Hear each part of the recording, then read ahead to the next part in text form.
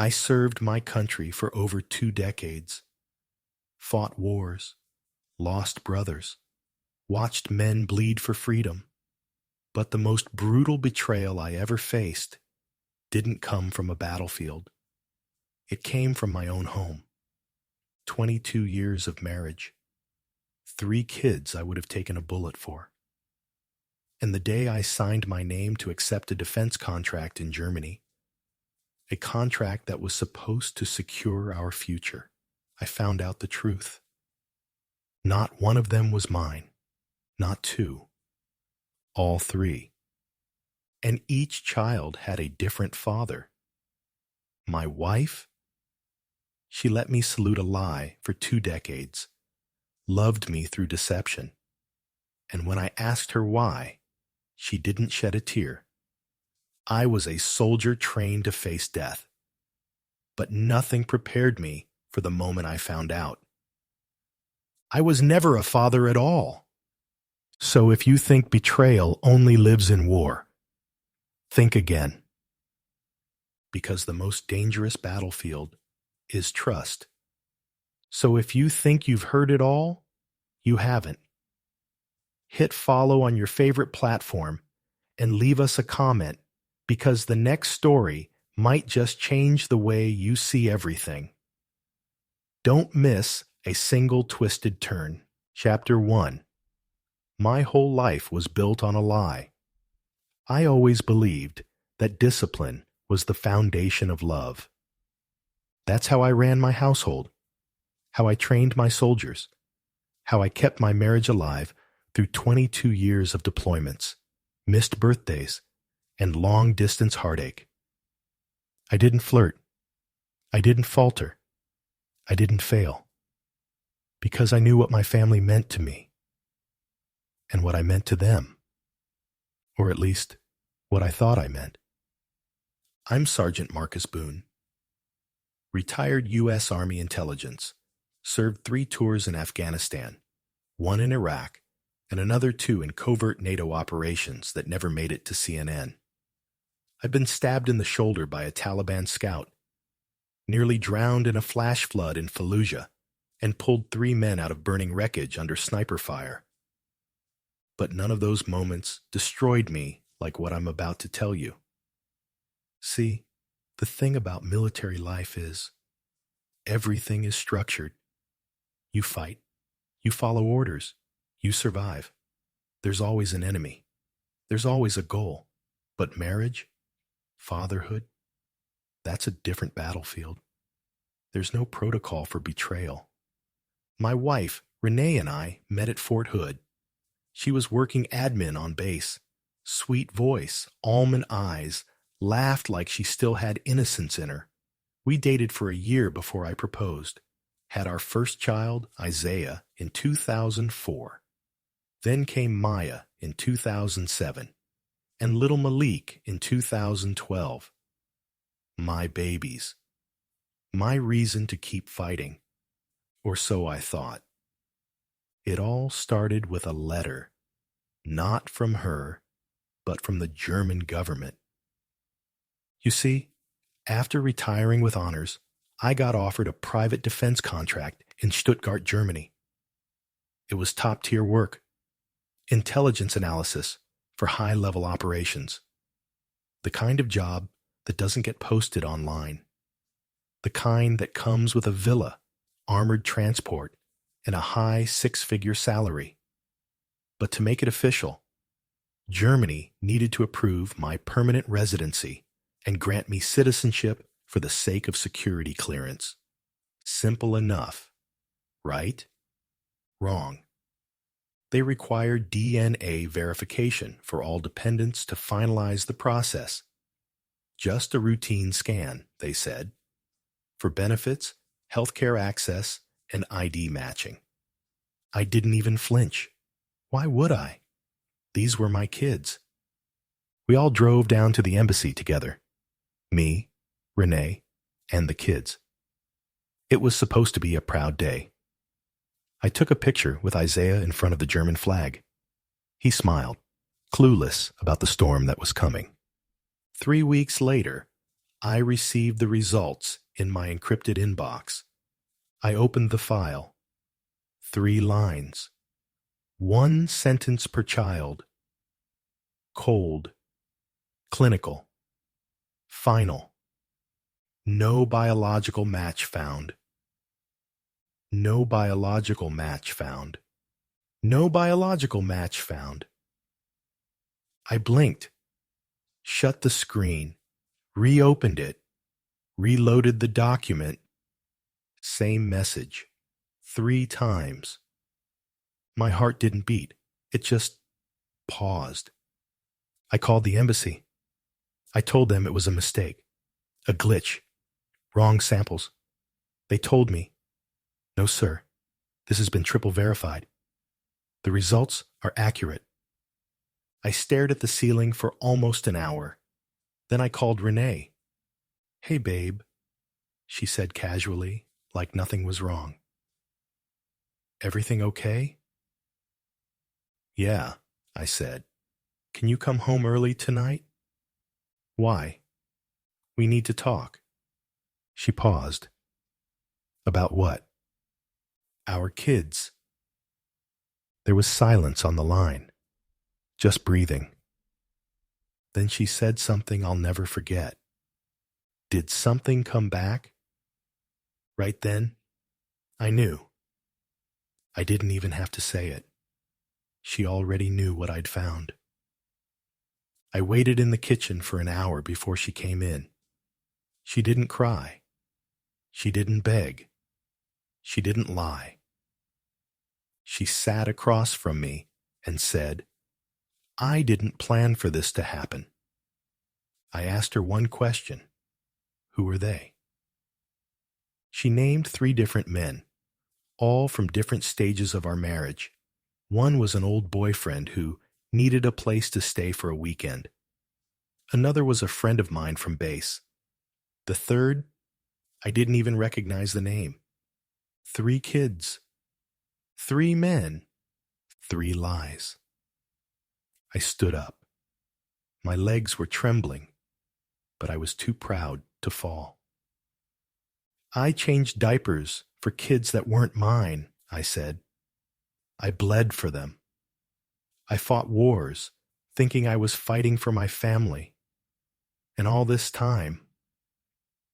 She said she never wanted to hurt me, that I was always the one who held it together, that she thought I'd leave if she told the truth. But this wasn't a truth. This was a slow death served over 2 decades. I walked out the house and drove around for hours. Didn't know where I was going. Just kept circling blocks until I ended up at a church I hadn't stepped foot in since my mother's funeral. I sat in the back pew, looked up at the ceiling, whispered, "Why me?" No answer, just silence. And for the first time in my life, I didn't want to live. Chapter 2. Dead men don't get answers. I didn't go home that night. Didn't call. Didn't eat. Didn't even look at my phone. I parked my truck in an abandoned lot outside the old munitions warehouse on Route 18. Sat there for hours, engine off, heat bleeding out of the vents, like the life draining from my chest. The air was so still inside the cab, it felt like time stopped. Or maybe I did. I kept thinking about birthdays. That was the part that broke me more than anything. The way Malik used to climb into my lap, throw his arms around my neck, and say, "Happy birthday, Daddy." The hand-drawn cards from Maya that always said, "World's best dad" in glitter pen. The way Isaiah introduced me at his basketball banquet. My dad's a soldier. He's the strongest man I know. How do you recover from that? How do you erase memories that were never real to begin with? I was a ghost in my own story. I had been for years. And the woman I swore to protect had been writing a different chapter all along. The next morning, I drove back home like a man returning to his own funeral. The garage door was open. Renee was standing there with puffy eyes and a bathrobe. I didn't speak, just walked right past her, grabbed my duffel bag, went upstairs, packed only what I needed: uniforms, dog tags, a knife I'd carried since my first deployment. As I turned to leave, she blocked the door. "You're just gonna leave like that?" I stared at her like she'd grown horns. "3 kids," I said, "and not one of them is mine." "They're still your kids," she snapped. "You raised them." "No," I said quietly. "I raised someone else's lies." Then I walked out. I checked into a motel 2 towns over, one of those places that rents by the week. Stale air, yellow lighting, paper-thin walls. Perfect for someone who didn't want to be found. I didn't shave, didn't shower, didn't care. I watched TV with no volume, just the light flickering on my face, like some silent judgment. By day 3, the calls started coming in. Renee, my mother-in-law, even Isaiah. I stared at the screen as his name popped up. My son, my boy. At least, that's what I believed. He wanted to talk. I didn't answer. I couldn't. Because every time I heard their voices, I didn't know who I was anymore. The day after that, I did something I never thought I'd do. I went looking for one of them. One of the men who helped ruin my life, knowingly or unknowingly. His name was Derek. Used to be a squad mechanic at Fort Hood. We weren't close, but I remembered him hanging around Renee back in 2006, always laughing at her jokes, always a little too familiar. Turns out, he lived just 40 minutes away. I drove up to his house like a man driving into enemy territory, sat across the street, watched him toss a football in the front yard with some kid. The kid looked familiar, not exactly like me, but not unlike me either. Then Derek's wife came out, holding a baby, kissed him, hugged him. Happy. Happy. I gripped the steering wheel so tight I heard my knuckles crack. That was my life, or the life I thought I had. This bastard got to be a father on his own terms, while I played stand-in for his mistakes. I stepped out the car, slammed the door, walked up to the edge of the yard like a storm. "Derek," I said. He froze, turned, took a second to recognize me. "Boone? Sergeant Boone? Damn, I haven't seen you in years." "Yeah," I said. "We need to talk." He glanced at his wife, then back at me. Sure. Come inside." "No," I snapped. "Outside's fine." We walked around the side of the house where the fence blocked the view from the kids. "I know about Renee," I said flat. He went pale. "I don't want details. I don't care if it was 1 time or 10. I just want to know, did you know the kid might have been yours?"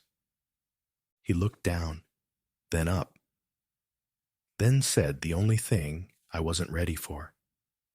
"I always suspected." I felt something inside me crack open like a rib. "You always suspected," I growled. He held up his hands. "I didn't know, man. She never told me. We were stupid. I figured you 2 were solid. She said it was a mistake and you just let me raise your child." He didn't answer. Didn't have to. I turned and walked away before I did something irreversible. My heart was beating in my ears. My blood felt like acid. And as I drove away, one thought echoed in my skull like a gunshot. If I was dead, none of this would matter. Back at the motel, I stared at the noose I'd tied with my army belt. It hung from the closet rod, tight, precise, just like I was trained. I thought about how easy it would be. Just step up on the chair. One motion. No pain. Just silence. But something stopped me. A question. Not about Renee. Not about the kids. Not even about revenge. It was about me. Who was I now, if I was never a father at all? And if I didn't have an answer, was I already gone? Chapter 3. What if they still love me? I didn't answer the door when the motel manager knocked. He said my week was up. Said I had to pay or leave. I slid $100 under the door and said nothing. Didn't even look at him. I hadn't spoken a full sentence out loud in 2 days. I didn't need food. I didn't need comfort. I needed the ache. I needed the silence to scream back at me. That was my punishment. Not the betrayal. Not the lie. The silence. That belt I tied? Still hung in the closet. Every night I looked at it. Studied it. Respected it. A soldier knows the value of his tools. But I never used it. Not yet. Because something in me was still hanging on. Just barely. A nerve. A whisper. The last breath of something broken that didn't want to die. 3 days later, someone knocked again. It was morning. Early. Too early for staff. I didn't move. Then I heard the voice. Dad, are you in there? My heart stopped. Isaiah. My boy. The one I taught to ride a bike. Who I used to lift onto my shoulders at baseball games. The same kid who once told his teacher, "My dad's a real-life superhero." I didn't answer. Couldn't. He knocked again. Softer this time. I just want to talk. I opened the door a crack. Just enough for him to see my face. He looked older. Worn. Like he'd been crying for days. "Hey," he said, "can I come in?" I hesitated, then stepped back. He entered like he was stepping into a battlefield, eyes scanning, noticing the smell, the mess, the dark corners of what I'd become. "You okay?" he asked. I said nothing. He sat on the edge of the bed, careful not to touch anything, like the space around me was sacred or cursed. Then he said it. "Mom told us." I flinched. She said, "None of us are yours, biologically." He swallowed, looked down. "But I don't care." I stared at him. "You're my dad," he said. "You always will be." I wanted to yell, to throw something, to tell him he didn't get to say that, not after what I learned. But my voice cracked before I could speak. "You're not my son," I finally said. "Not really." He looked up. "I don't believe that." "You should. You raised me. You protected me. You taught me everything I know about being a man. You're more my father than any stranger whose DNA I share." I turned away. The pain was too loud. The tears came before I could stop them. "I don't know who I am anymore," I whispered. "I feel used, hollow, like the whole thing was a dream I got tricked into believing. He stood, walked to me, put his hand on my shoulder, gentle, not like a boy to a father, but like a man to a man. I don't know who my real father is, but I know who my real dad is. You don't get to run from that. I crumbled. Right there, in front of him, in front of the kid I thought I lost, because somehow I didn't lose him. Not completely. We talked for hours, about everything, about nothing. He told me Maya missed me, said Malik cried when I didn't come home. They didn't blame me. They were confused, hurt, but not angry. They still loved me. And in that moment, I realized something. Maybe I wasn't betrayed by fatherhood. Maybe I was betrayed in spite of it. Renee lied, but the love I gave those kids, the bond I built, that was real. That was mine. I created it. And if I walked away now, I'd be letting her win all over again. Isaiah left just before sunset. He asked if I'd come home. I said not yet, but I would see them soon. After he left, I took down the belt, coiled it, folded it, placed it in the drawer like the weapon it was, no longer needed. I wasn't healed, not even close.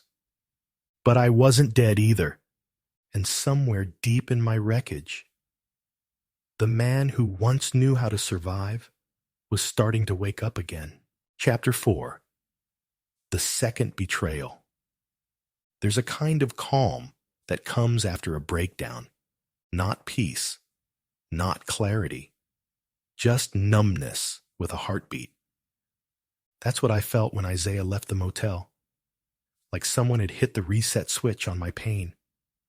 I wasn't healed, but I wasn't drowning either. I was floating, suspended somewhere between the old me and whatever came next. For the first time in a week, I took a shower, shaved, put on clean clothes, not my uniform. That still felt like a costume I no longer deserved, but something better than what I'd been wearing. Jeans, boots, black t-shirt. I looked in the mirror and didn't recognize myself. That man staring back, he had bags under his eyes, a scarred heart, and a truth burning in his chest that no one wanted to talk about. But he was still alive. That afternoon, I drove back to the house. I didn't tell Renee I was coming. Didn't want to give her the chance to prepare her mask or twist her story. I wanted to see her in her rawest form. I wanted the truth, not from her mouth, but from her face. The kids weren't home. She must have asked someone to watch them. She was sitting on the porch, smoking a cigarette like it was her only friend left in the world. Her eyes widened when she saw me. "You look like shit," she said softly. I ignored the bait. I came to talk. That's it. She stood. "You're welcome to come in. It's still your house." "No," I said. "It's not. I just want answers." We stood there in silence for a long time, like two statues from a war no one won. Then I asked, "Why?" She blinked. "Why what?" "Why all of it? The lies, the secrecy. You had 3 kids with 3 different men while married to me. You let me raise them, love them, mourn them when they were sick, fight for them like they were mine. Why?" Her face twisted like she was trying to cry, but the tears refused to come. "I was lonely," she said. "You were always gone, months at a time, then a year, then longer, and I'd be home, just waiting. You could have left, I said coldly. You could have told me. And do what? Be a divorced military wife with a newborn? You would have hated me. You would have taken the kids. Or worse, walked away and never looked back. I was scared. No, I said, my voice lowering, my body shaking. You weren't scared. You were selfish. And you played me like a violin. She didn't deny it. She just looked away. I was ready to leave. To finally shut the door on her and never look back. But something tugged at me. A thread that hadn't been pulled yet. So I asked, is there anything else I should know? She hesitated. That hesitation told me everything. What is it? I demanded. She sat down slowly, like her legs couldn't hold the weight of her guilt. I didn't want you to find out this way, she said, but since you're already halfway through hell. I braced myself. Malik's father, he's not some random stranger. I stared at her. She bit her lip. It's someone you know, someone close. The breath left my body. Who? I asked. She looked up at me, eyes filled with a mixture of shame and something darker. Fear. Your brother. Time stopped. The trees stopped swaying. The cars stopped moving. The sky went silent. My brain didn't register it at first. It was like she spoke in another language. But when the words finally made sense, something inside me shattered for good. You're lying, I whispered. I wish I was, she said. I stepped back, stumbled, sat down on the porch steps before I collapsed. Which one? I asked, barely able to form the words. Terrence. Terrence. The one who I bailed out of jail. The one I gave money to when he couldn't keep a job. The one who always said, man, I don't know how you deal with her nagging. He'd been sleeping with her behind my back. And now Malik, my baby boy, was his son. I couldn't breathe. I couldn't see. All I saw was red. That night, I didn't go back to the motel. I drove straight to Terrence's house. Didn't knock. Didn't hesitate. I kicked the door in. He was on the couch, smoking weed, watching basketball highlights like nothing in the world was wrong. When he saw me, he froze. Yo, Marcus! I punched him so hard his lip split on impact. He stumbled back, hit the floor, blood pouring from his mouth. You had a baby with my wife, I roared. He crawled backward, hands up. Man, it wasn't like that. I kicked the chair next to him so hard it shattered. You think this is a game? You sat at my table, called me bro, played with that boy in my house, and he's yours? I didn't know, he shouted. That stopped me. I grabbed him by the collar, pulled him close. What did you just say? He was crying now. I didn't know. She never told me until a year ago. I swear. I dropped him, my fists clenched at my sides, trembling like they wanted revenge but didn't know who to hit next. I backed away, left without another word, because if I stayed, I wouldn't be a soldier anymore. I'd be a killer. That night, I parked outside the house again, looked through the window. Inside, Maya was doing homework at the table. Malik was on the floor with a toy helicopter. And Isaiah?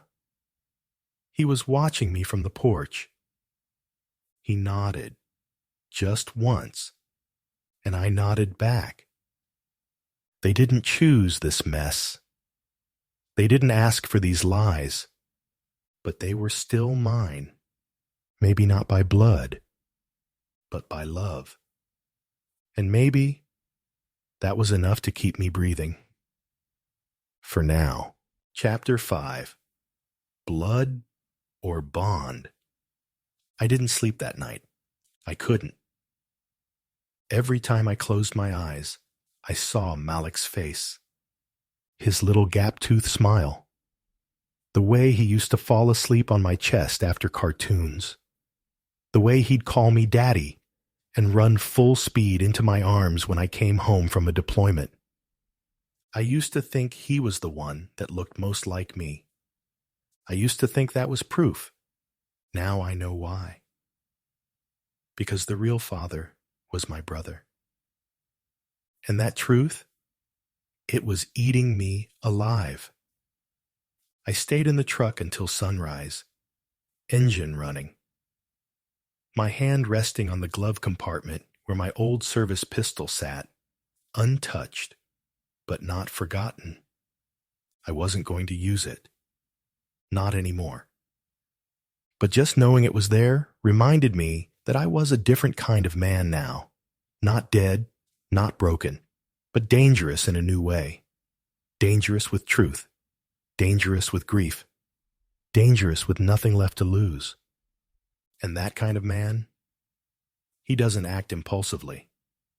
He waits for the right moment. I drove to the park. The one Malik liked. Swings, slides, a broken seesaw. It was nothing special. But he called it Daddy's Castle when he was little. Said it was where he ruled when I wasn't home. I sat on the bench and waited. An hour later, Renee showed up with him. She didn't see me at first, but he did.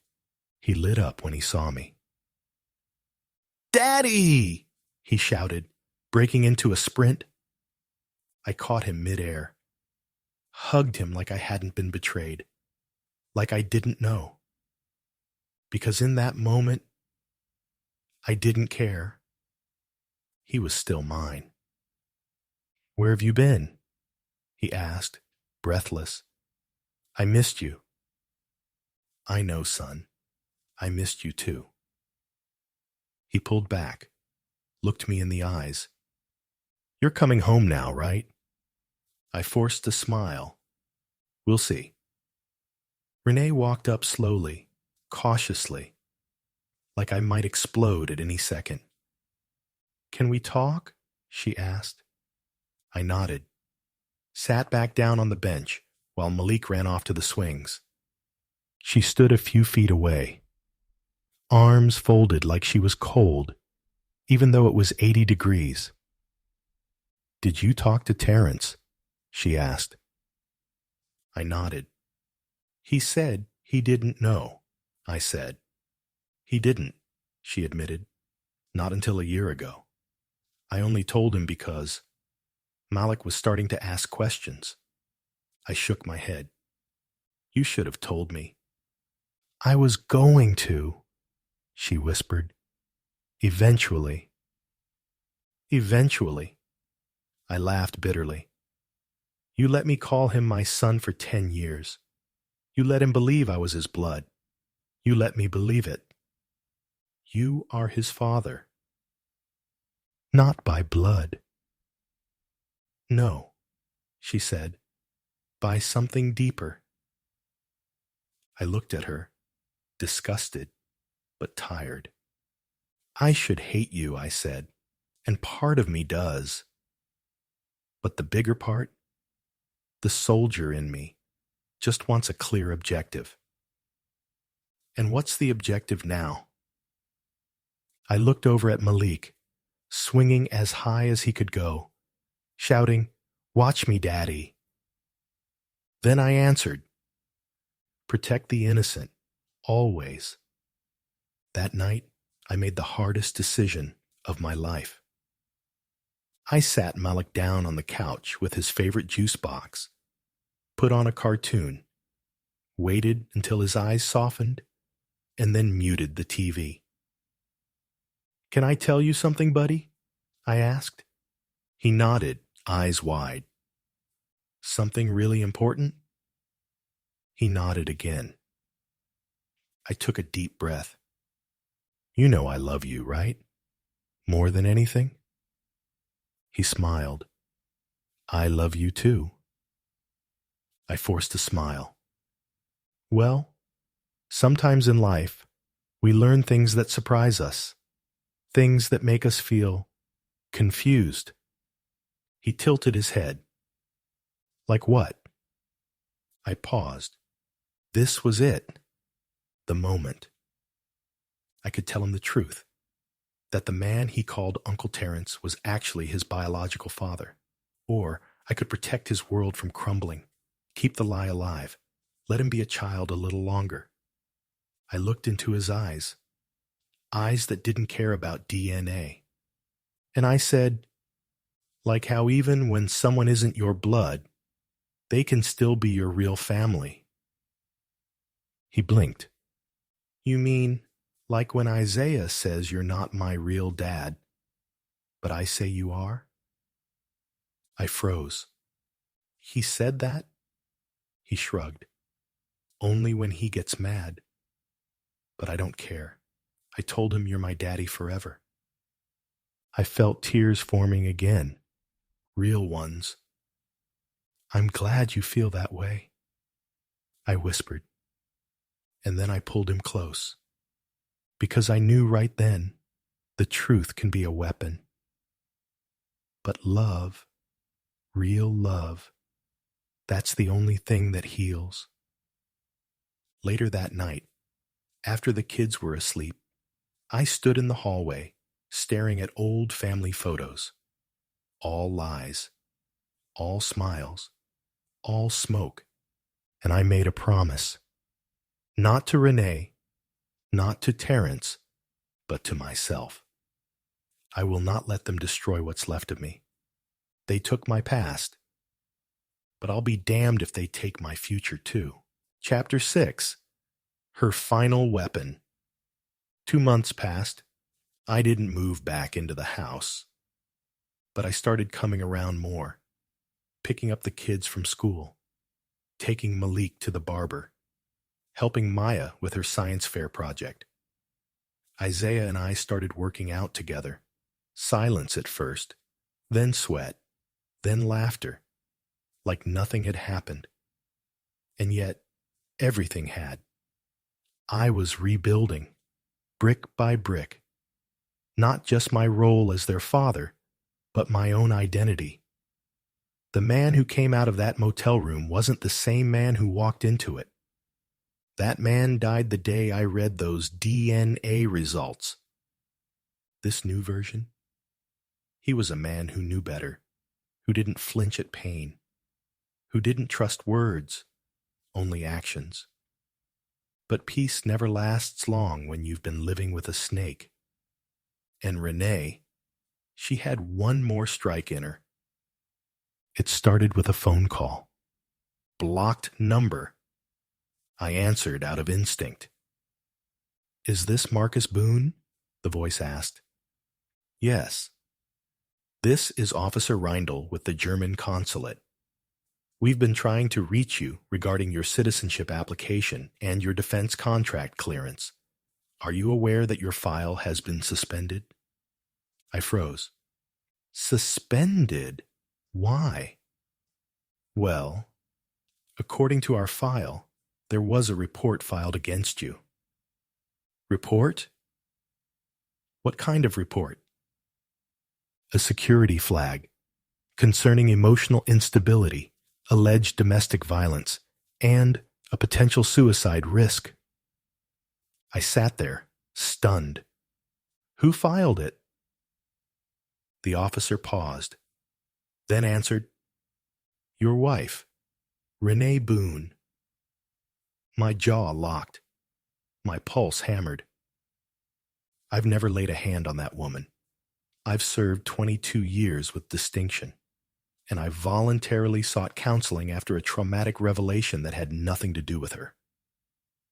Yes, sir. We're aware.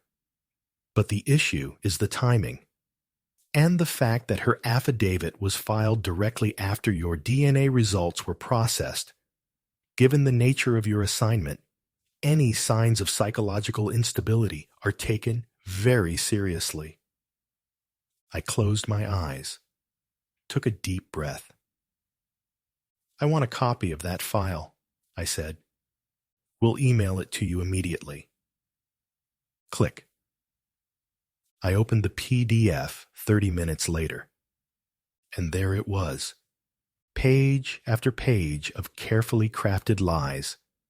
She claimed I'd grown paranoid, that I'd threatened to kill myself, that I'd become violent toward her, that I was unstable, and dangerous to be around children. She even included a witness statement from Terrence.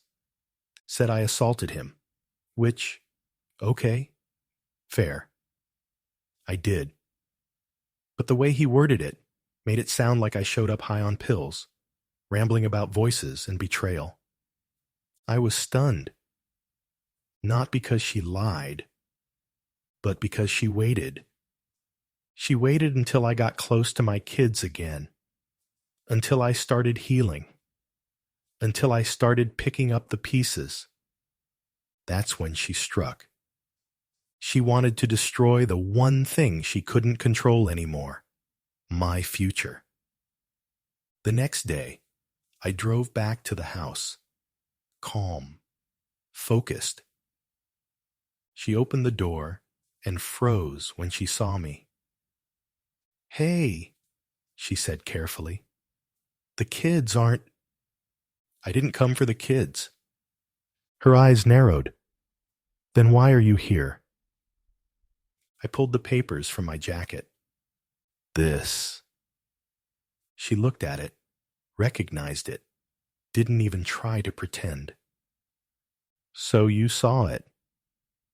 You lied to the German government, I said, barely containing myself. You filed a security threat report knowing what it would do to me. I didn't lie, she snapped. You did attack Terrence. You did disappear for days without explanation. You did. I was grieving. You caused it. You cheated. You lied. You let me believe I was a father when I wasn't. But you are their father, she screamed, and you weren't gonna just walk away from this without consequence. I stared at her. Then I laughed, a low, bitter laugh that came from somewhere deep inside me. That's it, isn't it? I said. You don't want me. But you don't want me to be free either. You're damn right I don't, she hissed. You think you get to just ride off into the sunset with a new life, with my kids? I stepped closer. They were never your pawns. You manipulated me.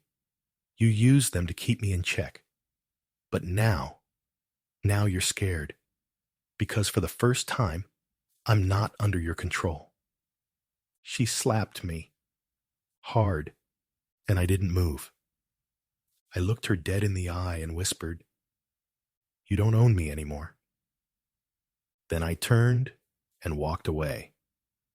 The next week, I contacted a lawyer. I had documentation, counseling notes, military records, my own counterstatement, and a plan, not to destroy her, but to remove her power. I didn't care about alimony. I didn't even care about my name being cleared in Germany, though I was working on that too. All I cared about was this, that she would never again use the kids to hurt me. I filed for full joint custody, with visitation rights for me, and monitored conditions for her if she ever pulled something like this again. And the moment the papers were served, she snapped, threatened to take the kids and disappear. So I added that to the file too. By the end of the month, the embassy contacted me again. "Mr. Boone, your mental health review has been cleared," they said. "We've reviewed your military record, counseling logs, and statements from your children's teachers. You've been reinstated for contract eligibility." I exhaled like I hadn't breathed in weeks. Then I asked one last question. "Does that mean I can leave the country and bring my children with me?" There was a pause. Then came the answer. "Yes. If the custody case is settled in your favor, Germany will honor the relocation." I hung up and looked out the window. The light was different now, warmer, clearer. There was still a storm ahead, still a courtroom, still a battle. But for the first time since the lie began, I could see a path out. Chapter 7. I Choose Me. The courtroom smelled like wood polish and regret. It was a small family court. Beige walls, flickering fluorescent lights, one tired judge, and 2 attorneys who'd seen too many cases like mine. But none like this. No case where the father wasn't really the father, and still refused to walk away. My lawyer, Ms. Grayson, was sharp. Former JAG, just like me. She didn't blink, didn't flinch, laid out every lie Renee had told, every manipulation, the fake report, the concealed paternity, the weaponization of mental health. And then she did something that changed everything. She called Isaiah to testify. I didn't want that. Didn't want to drag the kids into this mess. But Ms. Grayson looked me in the eye and said, "Your wife used those children to trap you. Let them free you." Isaiah sat in the witness chair, tall for his age, confident, calm. "Do you consider Mr. Boone your father?" Grayson asked. "Yes," he said without hesitation. "Are you aware that he is not your biological parent?" "Yes." "And does that change anything for you?" He looked at me, right into my soul. Number, he's the only father I've ever had. Blood doesn't raise you. Love does. Even the judge leaned back at that. Renee's attorney tried to spin it, said I was manipulating the children, that I was emotionally unstable and vengeful. But then came the twist. My brother, Terrence, stood up from the back of the room. "I'd like to speak," he said. The judge allowed it. He walked to the front, eyes low, guilt on his shoulders like bricks. "I made mistakes," he began. "I disrespected my brother, my family, and the code we were raised under. But one thing I won't do is lie in court." He looked at Renee. "She told me to write that affidavit. Said if I didn't, she'd tell my girlfriend everything. I didn't want to. I didn't know how to say no. I was scared." He turned to the judge. "But Marcus Boone is a better man than me. Always has been. And if any child deserves a father, it's his kids, because he's the one who earned that title." The courtroom fell silent. The judge leaned forward. "Mrs. Boone," she said, "given what I've heard, I strongly suggest you settle, because if you force my hand, you may not like the outcome." Renee didn't respond, just nodded, hollow. 1 week later, the custody agreement was finalized. Shared legal custody. But I was awarded primary physical custody with relocation rights. Renee would get supervised visits until she completed psychological evaluation and family counseling. It wasn't about revenge. It was about boundaries. It was about finally choosing me. The day we left for Germany, the kids helped me pack the last box. Maya brought her art kit. Isaiah carried a duffel with books and protein powder. Malik wore a cape and said he was flying to a new kingdom. As we boarded the plane, I looked back one last time. Not at the house. Not at Renee. At the man I used to be. The one who saluted love blindly, who gave everything and expected loyalty in return. That man died. And in his place stood someone new. Not perfect, not whole, but free. Epilogue. 1 year later. I sit now in the study of our home in Stuttgart. My kids are upstairs, doing homework and blasting music. Isaiah wants to join the military. Maya is applying to art schools. Malik wants to be an astronaut this week. Last week it was a chef. They know the truth now. All of it. Renee told them during one of her visits. It was hard. There were tears, confusion. But something beautiful happened afterward. They all came to me, one by one, and said the same thing. You're still Dad. And that's all I ever needed to hear. I didn't get the life I thought I had. But I got something stronger. I got a chance to write a new story.